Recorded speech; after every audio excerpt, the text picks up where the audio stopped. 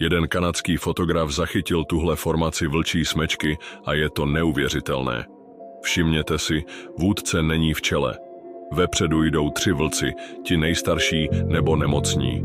Právě oni určují tempo, aby nikdo nezůstal pozadu.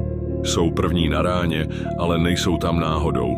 Za nimi jdou ti nejsilnější vlci. Ti, co chrání střed, kde jsou samice a mláďata. To nejcennější, co smečka má. A úplně vzadu? Tam kráčí skutečný vůdce, alfa. Sleduje celou smečku a drží si odstup, aby měl absolutní přehled o všech. Nevede silou, ale svou zodpovědností. Tak vypadá přirozené vedení.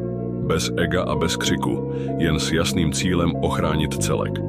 Napiš do komentáře alfa, jestli si to nevěděl, a ujisti se, že nás sleduješ, protože pokud ne, už nás možná nikdy neuvidíš.